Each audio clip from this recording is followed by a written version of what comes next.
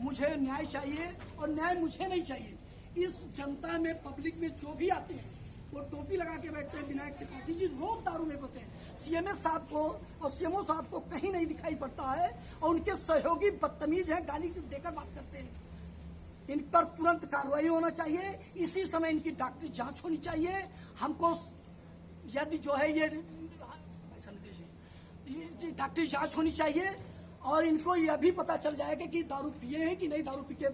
और सीएमएस साहब यहाँ के प्रशासनिक हैं, इनका स्विच ऑफ है और हम लोग गाली खा रहे हैं। वो कह रहे हैं मैं कार्रवाई करूंगा, बात करूंगा। सरकार आपकी है, भाजपा कार्यकर्ता है और आप जमीन में बैठे हैं। भारतीय जनता पार्टी की सरकार है। पहली बार तो हम अपनी बातों को रखने आए हैं। ये हम ही लोग इसलिए रख रहे हैं कि जब हमारे साथ ऐसा कर सकते हैं तो ये किसी के साथ ऐसा कर सकते हैं। आज क्या हुआ था? आज हम जो है अभी हम आए, आरती मिश्रा जी हैं, इनके पति एडमिट हैं।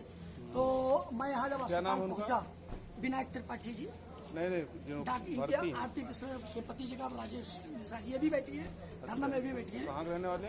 ये है ये लक्ष्मणपुरी का कॉलोनी का।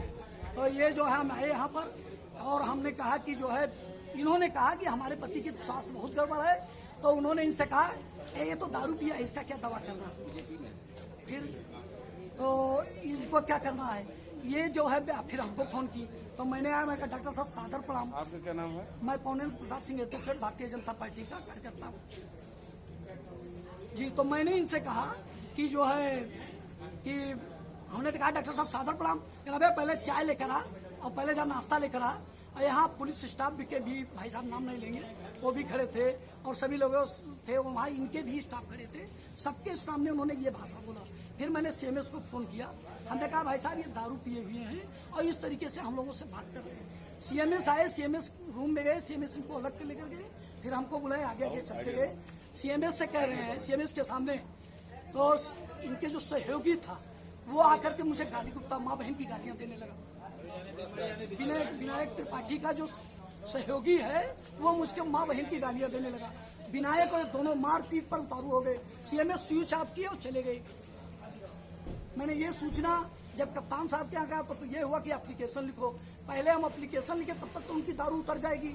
और यदि ये नहीं होता, ये सारे जो भी मरीज आते हैं ये दारू की जगह, वो इंजेक्शन की जगह पर कैंची खोजते हैं। ऐसे कंडीशन में इनको सस्पेंड होना चाहिए और न्यायपूर्ण कार्यवाही होनी चाहिए। अगर आप ये वीडियो YouTube पर देख रहे हैं तो हमारे चैनल को सब्सक्राइब करें और बेल आइकन को दबाना ना भूलें। अगर आप Facebook पर ये वीडियो देख रहे हैं तो हमारे पेज को लाइक करें।